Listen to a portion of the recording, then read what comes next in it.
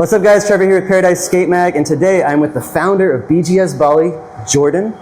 Welcome to the podcast, Maji. Thank you for having me. So if you guys don't know, BGS is a surf and skate shop, and they have a bunch of shops out here in Bali. They've been out here for a long time, and Jordan has a really cool story to tell. So yeah, I'm just curious kind of how you got started with BGS and all that. I first started coming to Bali in 2006. We were sourcing for a brand we were running in Canada called Ecumenic. It was a snow skate brand primarily. We had independent shops. We started with 11 in Western Canada. We ended up over 100 doors across Canada. Wow. We did it for over 10 years, and then COVID kind of wiped us out because we were only working with independents, and they could no longer pay the bills once everything got shut down.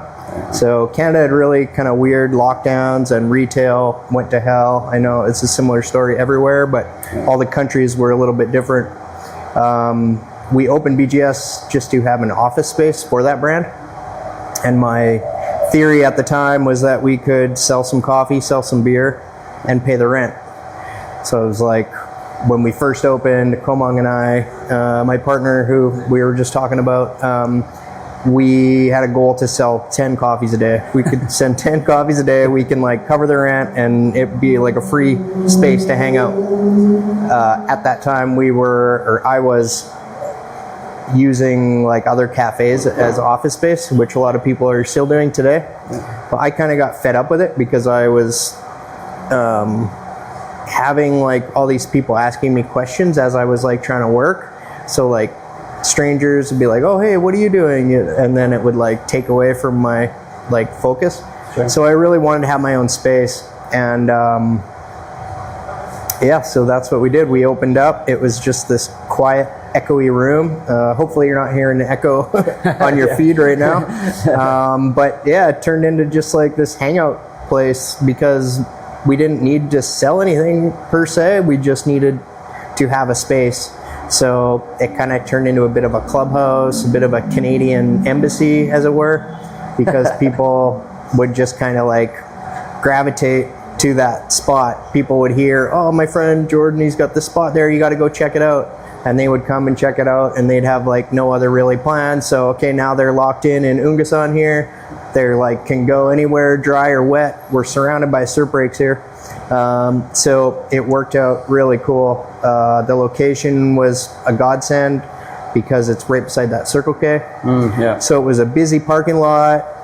We got a lot of eyes on the store and on the brand, just through sheer location, you know, like you hear all the time, retail is location, location, location. 100%. And I'm a firm believer in that. So we had a great location, we had a cool vibe, and it didn't really matter if we sold anything in the day. We would just like, whatever, hang out, and we'd Wi-Fi all the WSL events and watch. We'd do premieres for snowboard movies, actually. Nice. Lots of my friends are like ex-pro, or they were pro at the time, and filmers, so we had a lot of content that we could play, and they would come and visit me, and then we'd have a premiere party, and all these people would come from the area because lots of surfers obviously are also interested in skateboarding and surfing. So yeah, I don't know if that summarizes things pretty well, but so this is the first location then? The one we're sitting in now is next door to our original location. Oh, I got you. Okay. So the coffee shop up there, the little one, that was our first one. And we were there for 10 years almost before we opened up this one. Yeah, so then you moved here, huh? Yeah, and now we have more space to like do whatever the fuck we want, which is a lot of fun, which is why this ramp's here, because there's like no retail. There's no business reason for this thing being here. Just like I wanted to skate. Like I had a mini ramp growing up, and I loved it. It was so much fun just to like drink beers and skate and like get the crew together. It's like perfect for me anyway. Like that's what I love about skating. Like I never really had a skate park to go like hang out in as a kid growing up. But we had mini ramps, so this is kind of like where I feel at home, kind of in the skateboarding world. Sick. Yeah, mini ramps are so fun. I mean, there's just like endless possibilities, you know? And I think it's kind of cool that you have one right here in the shop. Yeah, if you guys don't know, Dreamland, it's just south of the airport. You kind of just go south towards Uluwatu, and there's these amazing beaches with surf breaks and everything. And BGS is just like right where you turn off to go to the beach. So there's this like awesome mini ramp where we are right now. And you can come here and skate, and whenever the open hours are, right? What? Yeah, 6 till 10 at night, basically. Amazing. Yeah, we don't actually get that many people coming to skate it. But I mean, it's great. And you guys just finished up a series, Kapala Kapala, yeah? Yeah, that's right. That was super cool. So how did that come about? That was really cool. We were just brainstorming with for some ideas of what to do and like how to use it, because we weren't getting a lot of people actually coming to use the ramp, and it felt like a bit of a waste having it here. So it's a nice ramp, though, you know? I know. It was super nice. Built by Mindworks. They're a ramp building company out of Europe. Yeah. And perfect. They build all over. And this guy Janice that owns the company, thank you, Janice, or Yanis, he came and just built it himself. Took him like 5 or 6 visits. Professional, man. And he had just all his his battery powered tools and knocked this thing out. Okay. And if I would have built it, it would have looked a lot different. Well, you can see like they really know what they're doing. They put the masonite at an angle, not just straight up and down, so you don't feel all like da-dunk kind of stuff, you know? Yeah, totally. All these nice. cuts. And Yeah, I'm pretty sure the plywood underneath the skin is like cut the same way, but on different places, so it makes it that much more smooth. It probably makes it last longer too. Yeah, you know? And he nailed the tranny first try. And it's perfect transition. Like even the coping is like perfect placement. Yeah, I mean a lot of mini ramps they stick it out too much or like too low, but like actually it's like really nice. Totally, yeah. Yeah. So it really brings me back to my days in Calgary. We had a house there, kind of when I was working at the skate shop. And it was 2423 25th Street in Cowtown. And shout out anybody from Calgary who's listening. Sick. I was working at the Source there, and we had that house. A bunch of the crew that like worked at the shop lived in that house, and snowboarded, skaters, and we built a ramp in the garage. It was like super low roof, but it was like, you know, a big hub for like just community get-togethers and drink a beer. How big is the skate scene in Calgary? It's actually quite big. There's lots of like semi-pros that come out of there. Guys like Kevin Lowry and Blundell.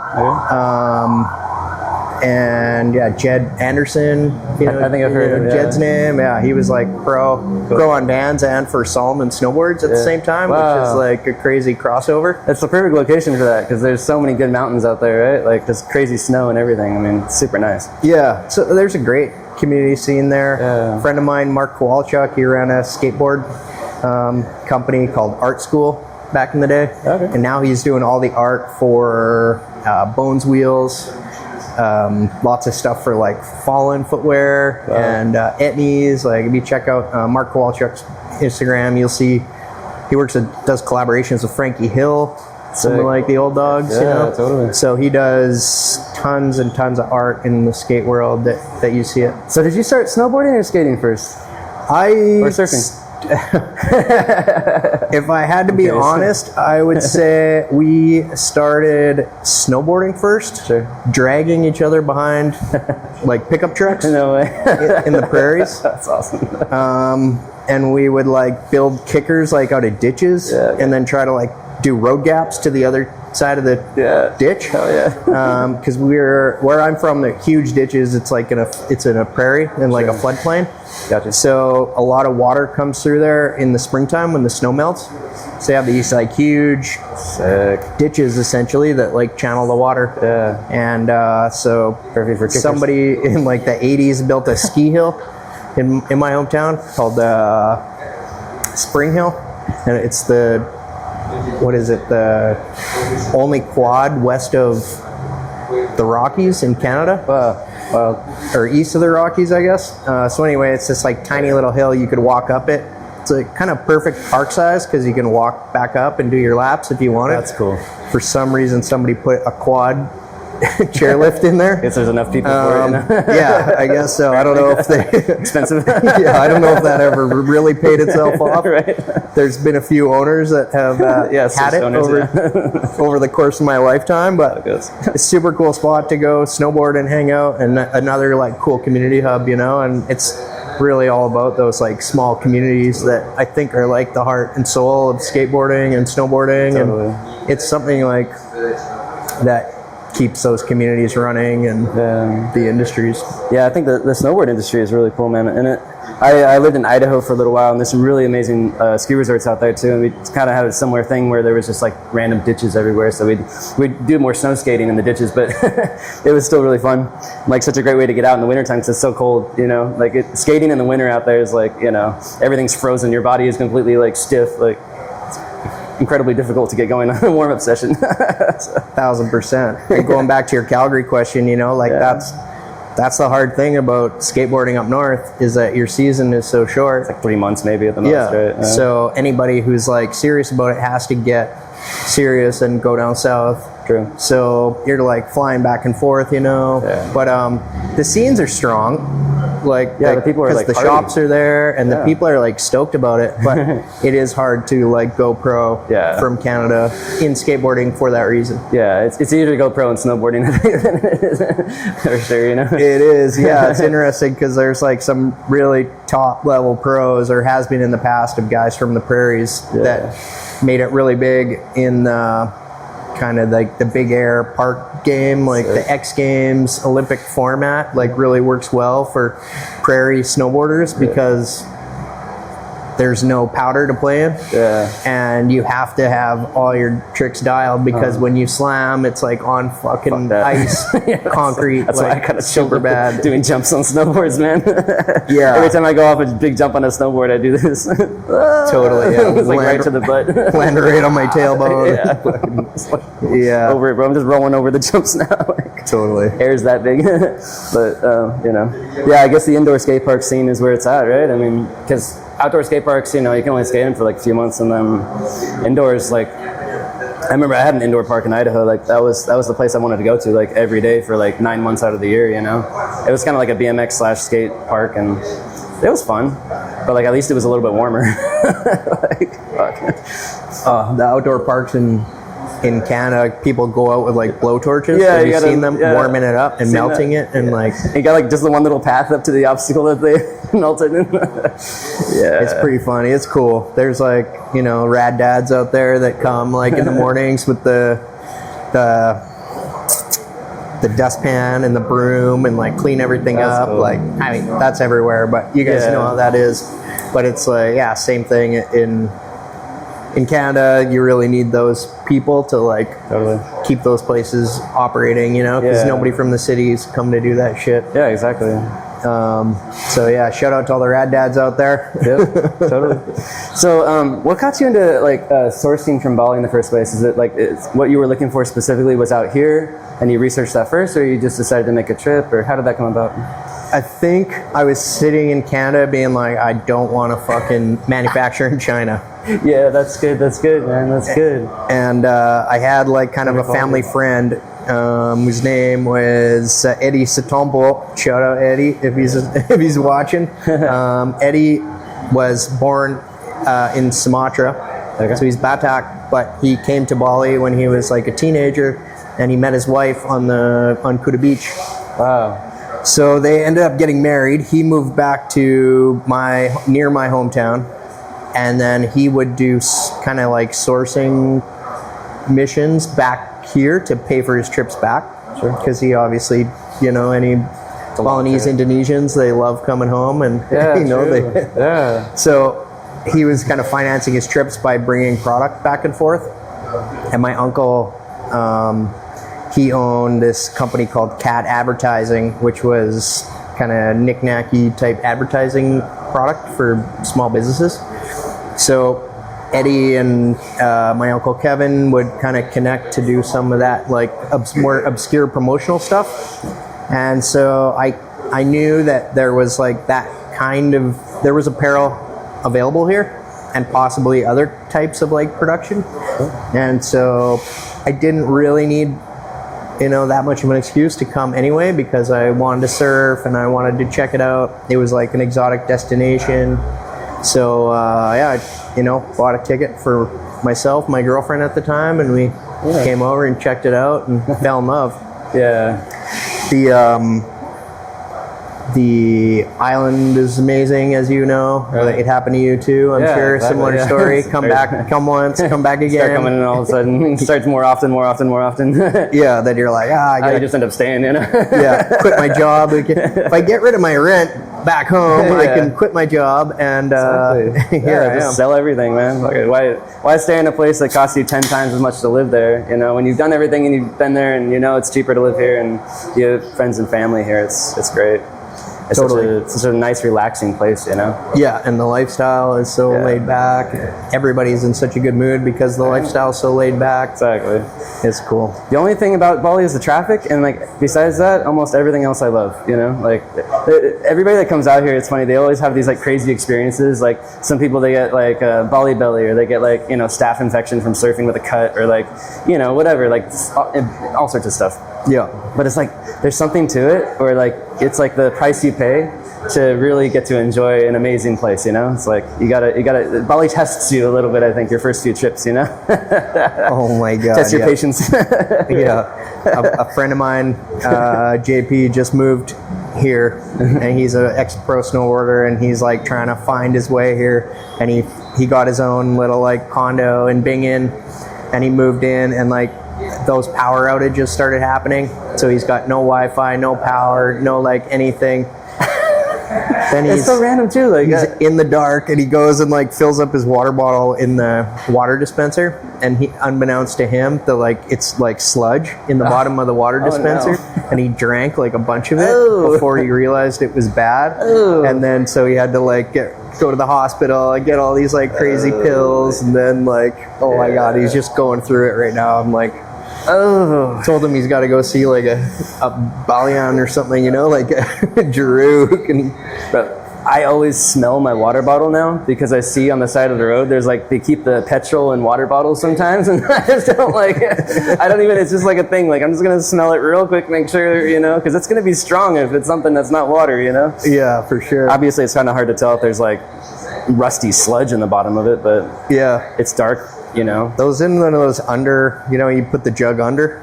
Yeah. So he's not going to check it to Yeah. Anyway, pretty funny.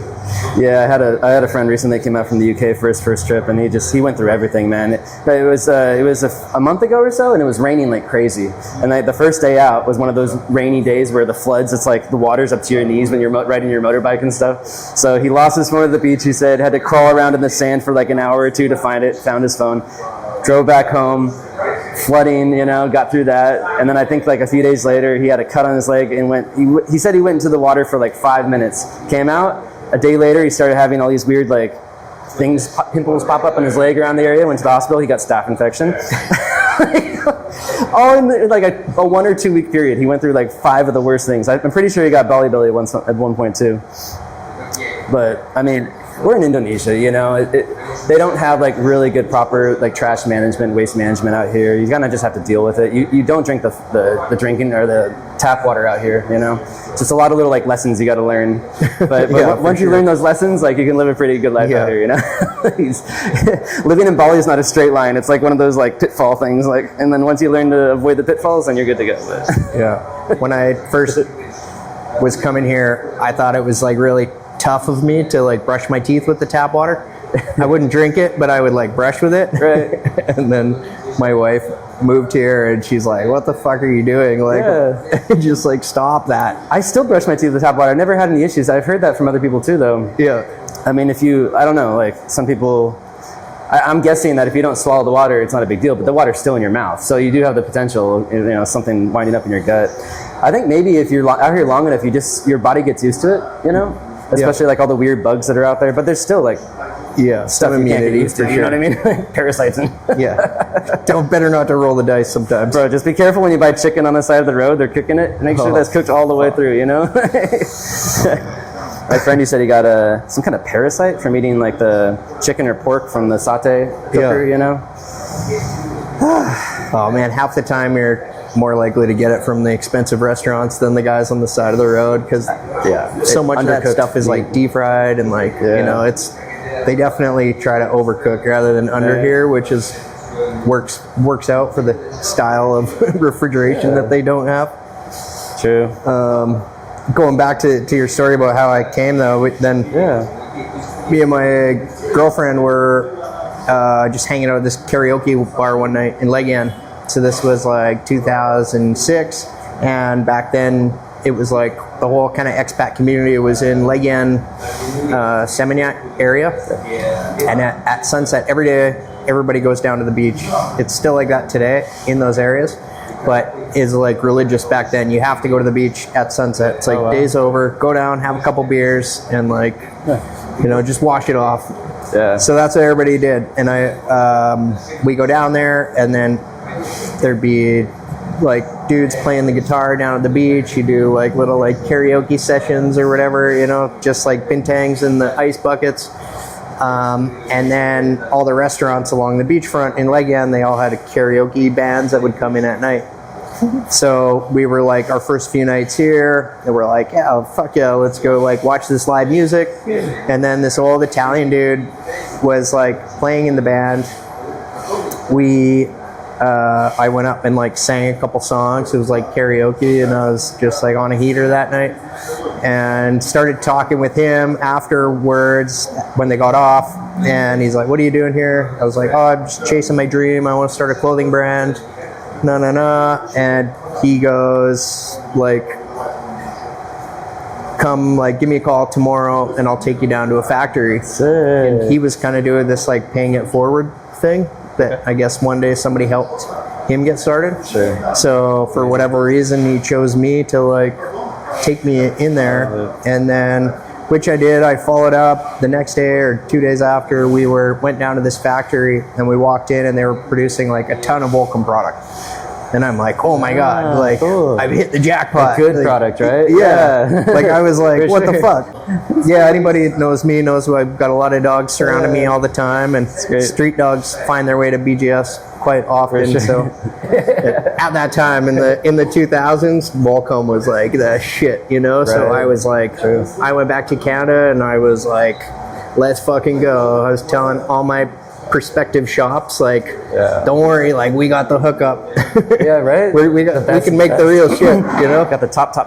Yeah, and they believe me for some reason. You must have sounded convincing. I know, yeah. You're all hyped. Yeah, totally. Well, let's go.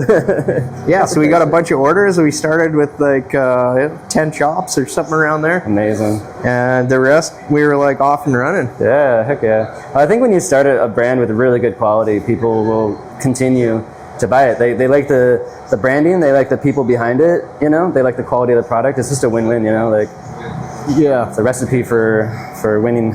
I think so. Like the format is a little fucked up, I would say. At least at that time when we were running it, we would have to do trade shows twice a year, and the trade shows would cost us like tens of thousands of dollars. For sure. And then it's not cheap. You're making all this product on your own dollar and then sending it to the shops and hoping that they pay you back. Right. And kind of the industry standard was like 30 days, like net 30. Yeah. But then that's like net 60, push it out, net push it 90. out. And then you're kind of holding the bag on a lot of money. And the bigger you get, it's like the more you got a lot of outstanding you have. Sure. Yeah, so it's super duper tough. If you can have like a few good customers that pay like cash up front, like on delivery. For sure. Then you're stoked. You need like capital or like, you know, a lot of credit to back that. Totally. And stuff. Which is going to take a cut. Yeah, which is a great lesson for me now, because I can do that for our like vendors today. You know, if it's like a young upcoming brand, then we can kind of do that for them. Okay. So when you were young, did you have dogs and whatnot? I did. Yeah, I always had dogs. Like my dad had a service station. Oh, cool. And my grandpa actually started it, and then my father purchased it from him, and they co-ran it for a bunch of years. And then when my grandpa passed, then my dad took over, and then when I was going to university, actually, I worked for him full time. So I was kind of like getting pulled in that direction as well. Yeah. I was too curious about what was going on in the rest of the world than being like in Winnipeg my whole life. Yeah, for sure. Which is my hometown. So, yeah, we had dogs, and back then you had like dogs for security, you know, so they would stay on the lot at night. Yep. Those were like our first few dogs. Yep. And then in university, I started fostering dogs as well. Oh, cool, man. Love that. Just like from the Humane Society and getting dogs that needed socialization. Wonderful. It was a great way to pick up chicks. Yeah, and, totally. No, it is. I think every girl loves a guy with a dog. Yeah, for sure. It's true, man. I've rehomed, I don't know, maybe 30 or 40 dogs out through my life. Life hack: if you want a girlfriend, just get a dog. Go walk on the beach. Total life hack. Yeah, that doesn't work so well with cats. Works really well with dogs. I mean, take your cat to the beach day. Are like, run away. Dogs are like, all right, you're good. You can go. You know? Dogs will sniff them out too. Dogs will know if they're good or not. You know, they'll tell you right away. No, not good, not good. Totally. It smells like fish. Not this one. Not this one. I smell fish. Okay, I'll cut that part out. So cute. What's his name? This is Eeyore. Eeyore. Hi. What's up? He's so cute. Yeah, adorable. Love it, man. Yeah, something special about Bali. I really love this place. Just like the smell of the air when you get off the airplane out of the airport. It's like you smell like the ocean breeze, and then there's a little bit of scent of like some incense or something like floating through the air. Maybe it's burning trash. No, it's the clove cigarette tobacco. That's what it is. It's the clove cigarettes. All the guys waiting out front to like that's funny, hound you for a ride. They're just like chain smoking cloves. Oh man, Bali is too funny. So cigarettes out here cost like maybe $2-3 a pack. You know, and they got these really special kinds of cigarettes, a ton of them. But there's like very unique brands out here, and the clove cigarettes are like some of the most popular ones. And like a lot of the locals smoke them. They're really bad for you, right? A ton of nicotine, a ton of tar, I think, is the main thing, right? Yeah, and they like crackle when you smoke them. The cloves, they like pop. It's pretty interesting sensation. Yeah, smoking these like crackling cigarettes that taste so good. Yeah. But like I smoke out here too, and it is what it is. You can almost smoke anywhere out here. Like they don't really care, and the industry is so big. It's like one of the biggest tobacco industries in the world. Must be. Yeah. I just saw a YouTube video. Some guy was interviewing people in Jakarta and trying to see how many people smoke cigarettes. And I mean, probably 90% of the people he walked past or interviewed were either smoking cigarettes or vapes. And I think it was just one person smoking a vape, and like everybody else is smoking cigarettes. Yeah. But yeah, vapes are big here too. I don't know. It is, man. Tons of vape shops. Probably everywhere, I guess. Yeah. I mean, it's weird because you go to Thailand and vapes technically are illegal. Yeah. It's weird like that, man. They have some strange laws out there. But weed is legal. So how vapes are illegal, but weed is legal? Like, what? I wish it was like that out here. Yeah, no doubt. Oh, well, Canada, weed is legal. Yep. Canada's smart, man. They figured it out a long time ago. U.S. is still lagging, man.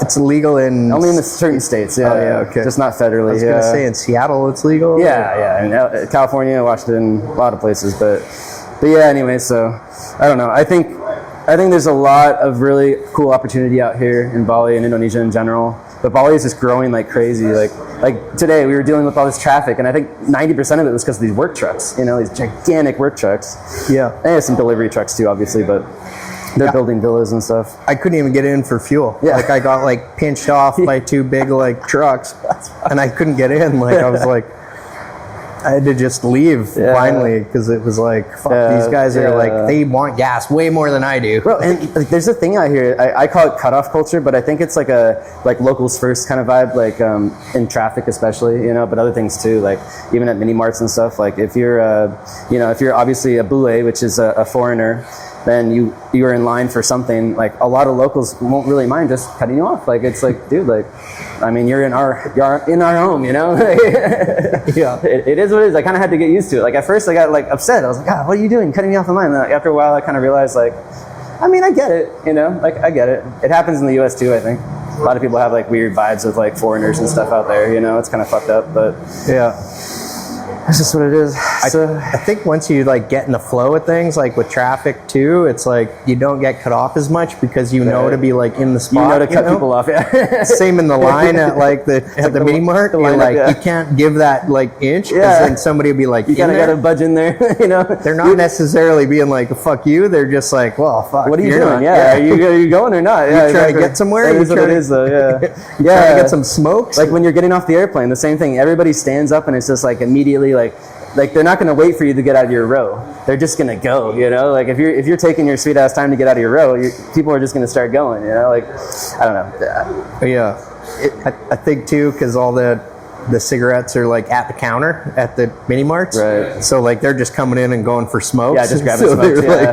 They're not even looking to see what you're up to. They just go straight to the girl with the fucking drugs and go. Yeah, exactly. They don't really like. They're just like, I just want my cigs and out. You know, they don't really care.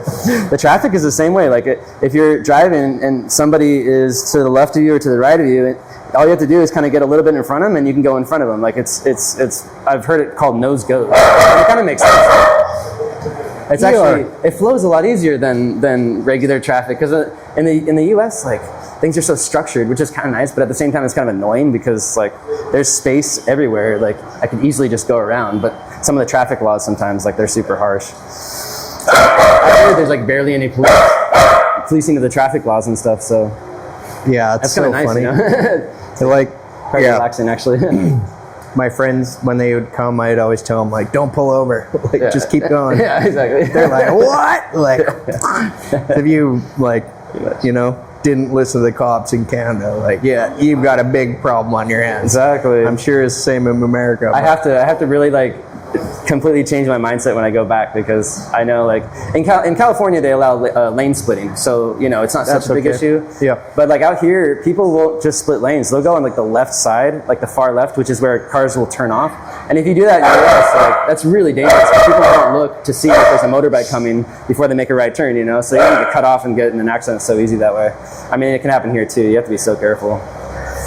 But, I mean, it's good and bad. You know, you got, like, the good is that, like, there's, like, a total freedom kind of life out here, and the bad is that, well, you kind of have to deal with some crazy hectic stuff because of it. So it's like, if you can deal with the hectic stuff, you can get all the amazing stuff, you know? So yeah, you have to give everyone else those same freedoms that you enjoy. Exactly. As long as you're okay with that. You have to concede a little bit sometimes and like get rid of the ego. I think that's what it is, right? It's like, you get a little upset. It's like, nah, chill, bro. Like, you're in Bali.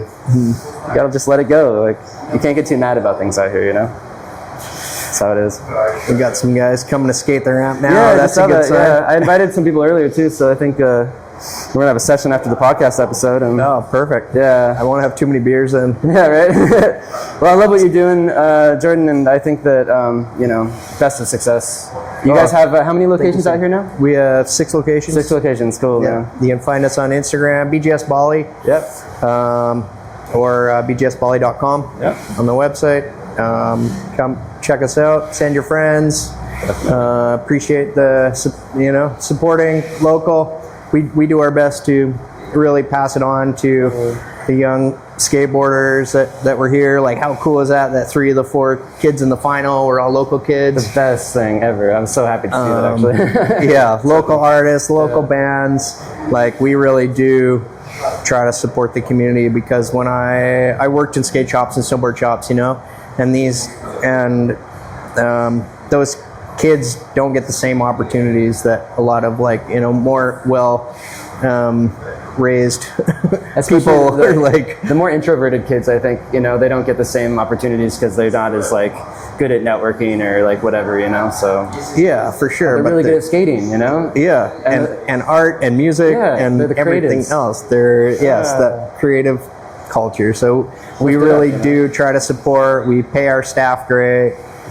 They're super happy to be working with us. We have really long-term crew that stick around with us. So admittedly, I'm not local, so it's hard to say support local, but we do. Well, you really are, man. We work really hard to give back to the community here because not only, you know, because of the race issue, but because of the skate, snow, surf community culture issue. I think it's super important and we take it seriously, and I've been in the industry for almost 20 years now, and I wouldn't have it any other way. It's the best industry in the world. And similar to you, like I've always dreamed of having a podcast, and like I love the direction you're going with like talking to like founders and like, you know, industry kind of leaders, because a lot of the content goes towards the athletes, which deservedly so, like they're the stars. But I think there's like something there for people that work and live in the industry to hear like other industry experiences, even though it's probably a smaller amount of people that are interested in that kind of content. Yeah, exactly. Yeah. But they're the dudes that are and the dudettes that are like fully committed and have given their life to the culture and the sport and the community. So I think there's some really valid things to learn there, and the ebbs and flows, you know, where like skateboarding and snowboarding and surfing, they're all kind of ebbing and flowing at a different rate. But we're all kind of strangely tied together. Like, similar vibes. Yeah, for outside people, I think it's more obvious. But for people that are actually living in that kind of ecosystem, it's hard to get those communities to really like connect. I think like that's true though. I mean, but there's a lot of intersection, a lot, you know, and there's a lot of people that do surfing, snowboarding, and skating. Maybe one more than the other. Yeah, you know. But I think a lot of people like identify with one, but then like participate in the other. For sure. Because like they don't want to. You can't say that you're both, because there's like a strange like disconnect there somehow. Yeah, it's a whole like a label issue. Like people don't want to be labeled, I think, sometimes, you know. And label themselves. I think like surfers and view snowboarders as a certain way, and skateboarders as a certain way, you know. And there's like levels of respect that go up and down depending on how you like just how you were brought into like the overall culture. Some people, you know, I hear both sides of like snowboarders being like, oh, surfers are crazy, like surfing big waves and shallow reef, like that's fucked. And then surfers being like, oh, big wave, big mountain, like snowboard dudes, they're the gnarliest, like avalanches and like, you know. And then it's like skateboarding is like the hard slams, concrete, like doing like and shit, you big know? sets, like crazy stuff. I think there's like, you know, everybody deserves the respect, and everybody's going out there and doing it for the love, not for the money, you know, and except for like the one percenters that are like really getting paid. So I appreciate all the there's a big kind of like conflict between like skateboarding and the corporate world these days. I think, you know, luckily these days, I think in the last 20 years or so, the corporate world has come back into skateboarding and supported it a lot. I think before it was just trying to like make money off of it, you know, like back maybe in like the 70s or something like that. And then now it's like more like, okay, we're going to build spots. We're going to like support, you know, the professional athletes more. We're going to give more opportunities to people, create events, that kind of stuff. So that's really good to see. You know, I like that a lot. But a lot of skaters still are like, oh, you know, Cariuma, you know, it's gross because it's corporate. And it's like, well, but I mean, they're supporting the scene too. So, you know what I mean? Everybody's got their own like opinion on it. And there's good and bad. But at the same time, it's like at the end of the day, the more support the scene has from people that have money, like the better it is. You know, the bigger the industry is, and the more kids, you know, will come up in it and get better. For sure. And I think like the podcasting formula is super cool because it's like something that corporate can almost like put on their, you know, on their marketing budget because it's a small thing. Sure. So they can support it and get like because you get with podcasting, you get like real core people, I think a lot of the time. Yeah, exactly. Yeah, so like it's not like a huge cost for them to support guys like you. Right. And you can stretch that dollar and make it go a long way. Yeah, definitely. And for them, their like click per whatever conversion like rate is like super low supporting you. Right. Versus if they went like a mainstream route and those guys are just like, you know, they're in the business of like taking money from these corporations and not necessarily converting on it, but you know, like supporting a football team versus a podcast. True. It's $1 billion investment. Huge, you know, like supporting podcasts and and small events like Kapala versus Kapala. Yeah. Like, not that we have any corporate sponsors, but like if we had one, I'd be stoked because we'd give it all to the fucking skaters, you know? Like, I'm not doing this to fucking make money. Like, we have a business. Like, we have our shit going on. I'm not trying to fucking sell sponsorships to put it back in our pockets. I'm trying to get it to the bands and give it to the fucking skaters that are here competing, you know? And if we have guys that want to come in and support that, then great. Because again, it's like super cheap. Our biggest supporter was like $500 or something, you know? Island it's Brewing, like, right? yeah, for sure. Yeah, and that's like probably the most expensive thing too for any event is the alcohol. Yeah, is the beer. The food and the beer, but mostly the beer. So I think that's probably one of the best sponsors to have any event is beer, especially out here. Yeah, for sure. I mean, I don't know if you can get a cigarette sponsored, but oh, yeah.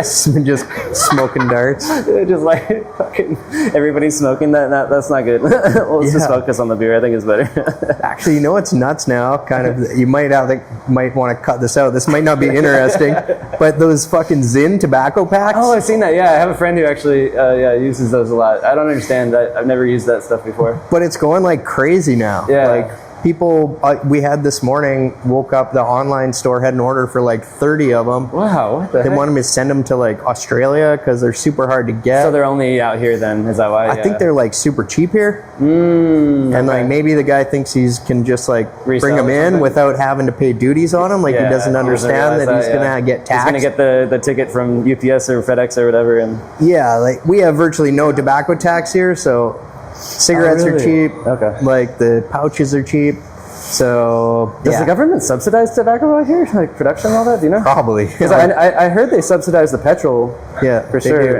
And I think, but only the pertalite. Okay, so that's why. Okay, Pertama. It's like the biggest company. Yeah, Indonesia has a lot of corruption, but it also has like a really good side to it, which is that you have like all these really cheap, this petrol, the cheap cigarettes. Like the police are actually really nice out here. I don't know. There's always good and bad sides to corruption, right? So it's a very interesting place, but yeah, navigating that super. Yeah, right. You kind of have to. Like you should like do a little bit of research before you start a business out here. You know, know you're getting into. I think the research stops and ends at. You never know what you're going to get yourself into. Just expect the unexpected. That's Talk to some people that are doing it and try to get some like decent like spot some road mines like early. But yeah, I had a international business class in university, and so many of the things the dude was talking about. He was like this 80-year-old guy that was like working in Africa, and he told some wild stories, and it just seemed so foreign and like exciting in a way, you know, like what, like bribing government officials to like make shit happen, and like all this like crazy things that happen in not Canada. For sure. Not like out in the open. I mean, probably in different ways, you know, because like there's still people like corporations lobbying Congress members. You know, like that's like a big thing. Yeah, totally. The corruption in Canada is at like the fucking max level, you know? In Indonesia, it's at the bottom. Well, it's everywhere, but yeah, it's a lot at the bottom. It's on the streets too. It's in like... I feel like the upper level lets it happen at the lower level because they know they don't get paid that much. So they're just like, just go ahead, like... take the money. We get enough already. Totally, you know? It's better than paying you a bigger salary. So just like... I mean, it is what it is. Like, you want to have a huge homeless population doing fentanyl on the streets, or do you want to have everybody like having a nice little home, even though it's like not like super, like it's super cheap to live here. If you want to live like a local, less than $100 a month to have like a little tiny room in a place at a cost, you know, right? Yeah. And they get paid like, I don't know, $5 million a month or something like that, on average, a salary, and it's enough to live. Like, if you want to live out here, you can live on like $500 a month. It's going to be pretty crappy, but like compared to the U.S. standards or whatever. But it's not as bad as like being homeless in the U.S. Yeah, you know, or as bad as working a fucking 9 to 5 at like. Come on, yeah, I'd much rather be Chubby free Chicken or something like. But yeah, a lot of people are like, well, I don't mind like being a corporate slave if I can have a luxurious life. I'm like, hey, like that's you, good for you. But like I would rather be comfortable and free. And live cheaper and maybe a little bit less luxuriously in a place where it's more relaxed and less of a police state in general than that. Oh, 1,000%. The freedom here is like, unmatched. The only time I ever get pulled over by cops is if I or someone who's on the back of my bike is not wearing a helmet. Yeah. That's pretty much like, you can drive almost as fast as you want within, responsibility wise. Like, you obviously don't want to die out here, but wear your helmet, and I mean, you're pretty much good to go. You're not going to get pulled over for drinking and driving out here, but like, if you drink and drive, that's at your own risk. You could die. You could wind up in the hospital and pay a bunch of money. Medical bills aren't as expensive out here, luckily, but just be safe, or drive safe at least. 100%. and you don't want to end up paying somebody else's hospital bills. Yeah, either. that too. Yeah, exactly. Yeah, out here you can go down to like Amplitude Skate Park any day, and just like hang out and talk with people, and they're so friendly. Like almost anybody, and people come out here from all over the world, from Europe or the U.S. or Australia, people all over the world. So you can meet people from all over the world out here too. It's just an amazing place to meet people. One of your other shops, you have a shop in Kuta, which is quite cool. It's like right down the way. It's like right on Legin, right down the way from Kuta Beach Skate Park. And you got a ledge in there, and you did an event when you opened the shop, right? There was like a little skate event. Are you thinking about doing anything else there again in the future? I heard some whispers, some rumors. Yeah, we want to keep the momentum of like the Kabbalah versus Kabbalah rolling. Yep. So we're thinking of doing it in Kuta. Yeah. And doing like a barrier skate or a ledge skate. Ledge, backgrounds. I guess like I propose skating that little micro ramp in there, but I think it's too hard to skate. Yeah. It's tight. It's not like this. Yeah. It's not like this at all. It's like it was designed as a gallery area. Right. Yeah, exactly. It's that looks like a skate zone, but I wanted to make sure it was 100% skatable, which it is. Yeah. Like I've skated it a few times. Yep. And I'm not a very good skater, but I can pull it off, so these guys can too. It's like a DIY spot. Yeah. The way it looks. It wouldn't be too impressive, admittedly, for probably the guys in there. It'd be a fun cash for trick section though, like see what people can do on it. Yeah. You never know. Which inevitably would happen, Right? but I think, it could definitely be part of it. I think there's a lot of possibility there. Yeah, I think. Really good ledge, flat ground's amazing, little bull. Yeah. Bull. Thankfully, Randy is much more the best, locked in. Love you, Randy. You're the fucking man, dude. Yeah. We love you, bro. Agreed. So he's going to guide it in the right direction, despite of what my wants are. He's going to get to make the call. So I think it's really cool that you have him on your team. Perfect for me. He's so he knows skateboarding so well, and like the local scene, and he still knows everybody out here. So I think it's really cool. Like I became a part of documenting the event because of him, he invited me to dude, we're doing this, you should come. I'm like, fuck yeah, bro, let's go. Yeah, I probably honestly wouldn't have tried to pull this off if we didn't have him. Exactly. Because he's he brought everybody together. He can call all the skaters up. He knows their numbers, That's smart. You got to have someone in the scene, that can organize stuff. Yeah. And he's so chill too, He doesn't really have any ego. He's very laid back but very smart. So it's the perfect personality type also to organize an event, Just go with the flow. Because there were some skaters that dropped out, injuries, whatever. And he's just all right, let's figure it out. What do you think we should do? Yeah. It was awesome. I know. I mentioned the other day because who was it that couldn't make the final? E-Shock? No. I think it somebody had to give up his place. Daniel he broke his arm, and then Ivan also, I think or Vlad, I forget now. Ivan he couldn't make it, and then Yasha took his spot. Yeah. So there were a couple of these. My point was I don't think somebody was like, "What? You can't switch out your spot? That's bullshit." I was like, I don't know. It's whatever. Fine, one of them was Pauline versus everybody. I think that was fun. It's cool. It's that's how it should be. It should just be creative, and just whatever happens, and go with the flow of it. Find someone who's equally decently as good. Don't make it unfair. You know what I mean? Yeah.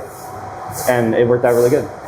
Yeah, I agree. I had watched some of those Woodward videos. Is it called head to head? Mono, right? Mono. Yeah. That was a good format too. It kind of makes it a little more even. Yeah, and that's super pro, dialed in. True. And they got a little board. They press the letter on it. It's actually a good idea because it's hard to keep track when you're kind of fucked up and you're like, wait, I'm the referee. I'm supposed to keep track of the letter. Totally. Randy, where you at, bro? Yeah. Happened to other people too, I think. But we talked about doing that, and then it was like, well, the budget, like creating that like thing is like so hard. So we're like, let's just do it on the screen on the video so people can like follow along. That's what I do when I'm editing back. I'm like, all right, how many letters were there actually? And then I can see, like, oh, okay. Yeah. I thought it was more and less, on certain videos. Yeah. I don't think that ever happened, but it was a good idea. And I'm like, I'm glad the way it turned out, just being so like Indo in that way. Like, exactly. It was like, it was never going to be that. Like, we don't have the budget or like the it's also production capabilities to pull off something like that, but this was like the perfect. I think you guys have a lot of experience now, like you can take that to the next event. Like now we kind of know what works, what doesn't, what's going to happen, what to do in case of stuff, Yeah, for sure. And like we do. The mini ramp thing is cool, like because it's mono, but then you could also do the similar thing, slides and grinds. That was like another format I saw that was interesting. It's like a game of skate, but it's only on the ledge. Okay. That's a really cool format. I think it's a similar thing too, right? Where it's like one guy goes, gets the trick, the next guy tries it, and then the next guy also similar. I don't remember. I got to watch back those videos. That was a while ago. I think it was a couple of years ago at least. I think branding wise, we'll probably call it the same, and just like because it's head to head, like same format. I think it's really cool how it comes down to like a final heat. Yeah. Like instead of just kind of. It's just fun, man. We have like events that go over like the course of a month or two. It's just like, all right, we're looking forward to the next week. It's going to be a big party, like get together, skate jam shit. Yeah, it's just cool, man. Brings the community together. Love it. While I have you here, do you think we should keep doing it on Thursdays or move it to a different night? Thursday's fine. We all came out. Like, we didn't have any issues. I think even better because on a Friday, Saturday, maybe you already got other plans for parties and stuff. Like Thursday's sick because like. Yeah, I like Thursday, honestly. It was great. We never had any issues with it. Yeah. Okay, cool. Let's. I really like the idea of it being in Kuta and like a kind of a street skate event too, because this was like all mini ramp, and then like and the next one will be kind of like a ledge focused one. It'll be a completely different group of skaters. I mean, Sengu, like all these skaters that skate everything will be there, but then there's going to be like the guys that mostly skate street that'll be there, like maybe Mario or Aldi or some of these other guys. Is Mario still skating? Oh yeah. His knee healed up. He's really good. I just saw yesterday he posted a clip. He did a front tail, and instead of just a regular kickflip out, he like varial flipped it, but still landed this way. It was crazy. I've never seen that like before. I can't even remember the last time I saw one of those. And he landed it really good. So Mario's definitely back. Sick. Mario. He goes so fast, man. Like he's a sick skater.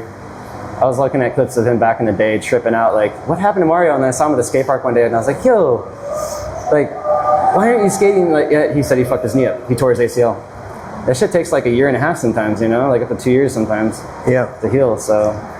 Probably longer when you're older. Right. Like, real skaters will come back. Yeah. The people who love it and do it for the love, they'll come back. Yeah. Yeah, so, yeah, it's sick to see. Well, I'm excited. Next event's gonna be fun. Check it out, guys. BGS Bali, at BGS Bali on Instagram. And go check out the Kuta shop. Come here to Dreamland. Come skate the mini ramp. Yeah, I think we're gonna go on Go Skate Day. We're gonna do a refreshment station at BGS in Kuta. Fuck yeah! So we'll have free beer for anybody that comes with a skateboard from the park, because you know how hot it gets there during the day. Yeah. So and our aircon at that store just fucking pumps. Yeah, it does. Yeah. So for all the kids that are overheating at the park and want to get a little buzz, come by, get an Island Brew. We're doing it with Televisi Star. Amazing. Love it. Indra, shout out Indra. Yeah, absolutely. So I think we're working on some collab tees maybe that might get dropped in time too. Oh, yeah. So yeah. Awesome. Thanks for coming, Trevor. Thank you, Jordan. You're the man. Much love, my G. Keep doing what you're doing.